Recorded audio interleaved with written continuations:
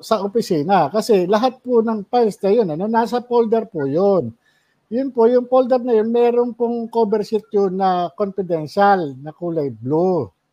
May cover sheet po yun. Ngayon, nandun po yung deposition, yung report, yung mga litrato, yung authority to operate, yung pre-ops, andun po. Yung kasi undergo siya ng tinatawag na hair follicle drug test. Kasi yun na lang po yung yung bilang bilang halal ng taong bayan, bilang pangulo, pangunahing opisyalis ng bansa. Sa nakikita ko, ito lang ang magiging tanging kasagutan diyan wala nang iba Ipakita lang sa taong bayan na siya ay malinis na sa impluwensya ng ipinagbabawal na gamot. Kasi nakita ko po 2012.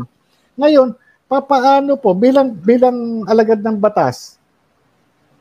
Dumating sa punto ako na paano maipapakita nitong ating Pangulo ngayon na talagang siya ay malinis na doon sa impluwensya ng ipinagbabawal na gamot. Kaya yun lang po yung sa akin. Ako'y nanawagan, pinormalize ko pa yung sulat ko sa kanya, pero hindi niya po iniintindi. Sumulat po ako sa kanya, pinormalize ko po, pinareceive ko po doon sa Malacanang. Na ang ano ko sa kanya, para maipakita mo sa taong bayan na malinis ka, para wala na itong issue, gawin mo na yung hair follicle drug test. Kasi nakita ko po talaga at ito yung pinakita ng confidential informant. Ngayon, kung nagkataon lamang po, sana kung natuloy yung operation noong 2012, yun po, mapapatunayan. Malalaman ang katotohanan kung natuloy yung raid, no? Opo, malalaman po noon kung sinabi niyo na meron 5 larawan. Wala kayong idea kung nasa na yan larawan na yan. Nandun po sa opisina kasi lahat po ng files na yun, nasa folder po yun. Yun po, yung folder na yun, meron pong cover sheet yun na confidential, na kulay blue. May cover sheet po yun. Ngayon, nandun po yung deposition, yung report, yung mga litrato, yung authority to operate, yung pre-ops, andun po. Yung kasi nga, hindi po natuloy, andun po dun sa opisina. Yung sinumpong sa po ni confidential informant, may kopya ba kayo niyan? Wala po, andun po Pero dun po ginawa yun sa opisina. Dun po yun. Kaya isang controversial is, ang sabi nyo, alam na alam sa PIDEA nung lumantad yung confidential informant. Tapos may ilang empleyado ng PIDEA na nagsabi na hindi totoo. Lumabas naman pala, wala naman sila sa PIDEA noong mga panahon na yon. No? May naalala pa ba kayo na nakakita, nakarinig doon sa confidential informant na galing PIDEA, whether or not nandun pa sila sa PIDEA? Alam niyo po, attorney, no?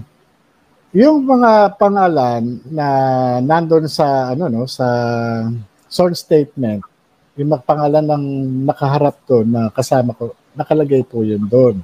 Kaya kung maiano po yung mga dokumento, pati ho yung pinanumpaan na nag-administer ng oath noon doon sa LPS, andun po yung pangalan din noon. Ngayon po, yung mga kasamahan ko, naiintindihan ko po yung kanilang pinanggagalingan. Kasi wala, talagang mamimili po talaga sila Kaya nga hindi ko rin po ine-expect na ganun yung magiging nila, magiging actuation nila.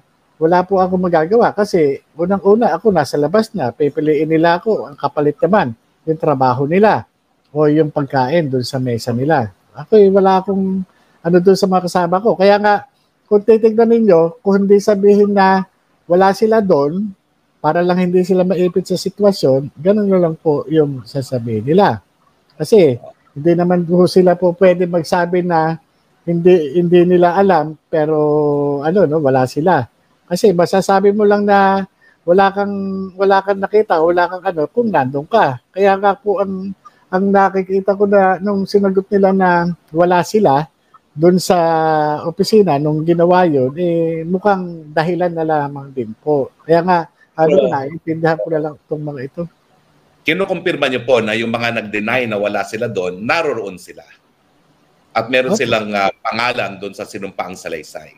Alam niyo po, hindi ko lang talaga sila, yung kanilang kalagayan, hindi ko po sila mapipilit o ano man, kasi wala naman ho akong maipapangako sa kanila.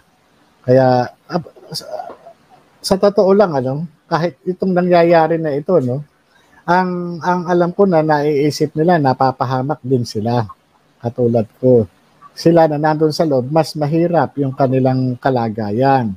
Kasi nga po, hindi po biro.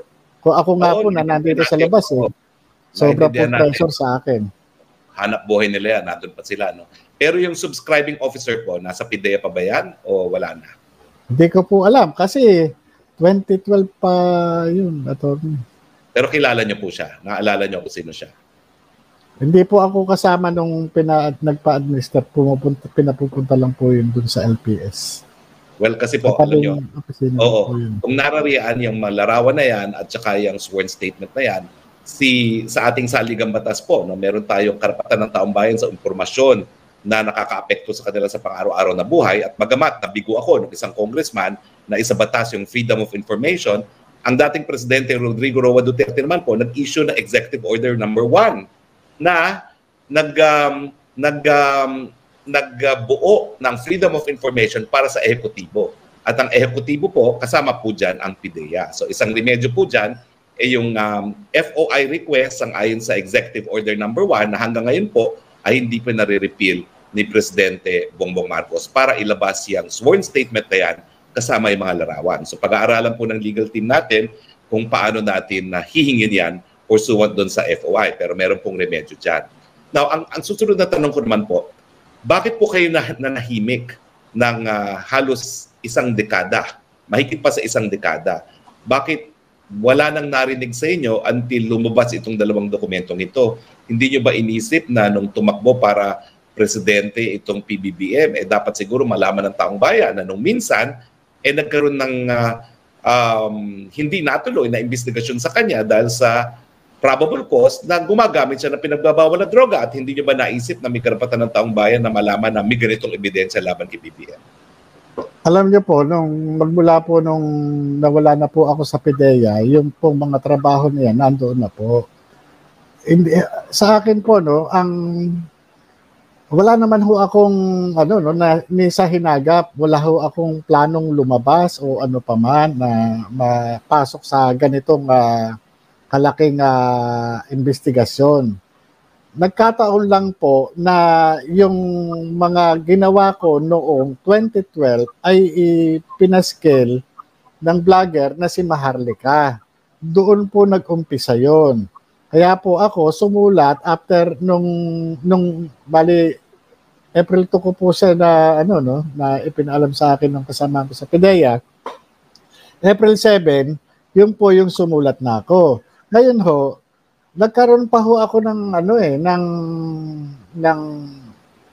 may kinonsulta po ako na kasamahan ko na yung nga po, yung si Romy Enriquez, ang sinabi nga niya, Kuya, huwag kang makikialam dyan, nag-uumpugan ng ang Marcos at saka Duterte, baka madami ka dyan.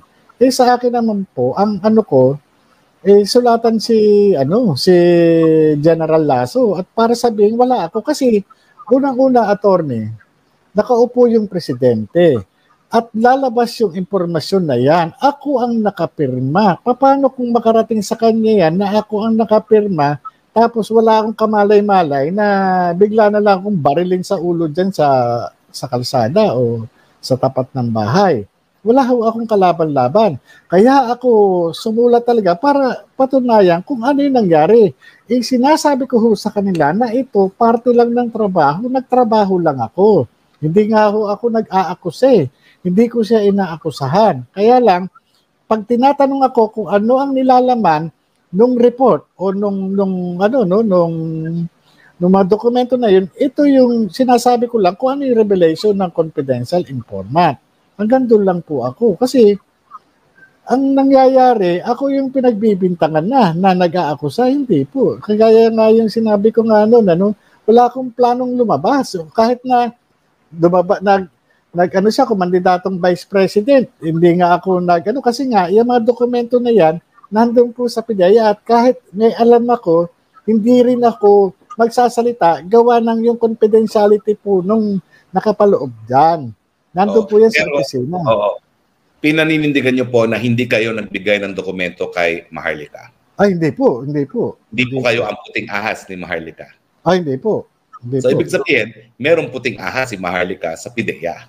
Alam niyo po, kung sa akin, ako mismo, ang maglabas niyan, kumpleto po yung folder. Kung ako po yan, kung ako, intensyon ko talagang ilabas yan, buong folder. Kaso wala po sa akin ang folder.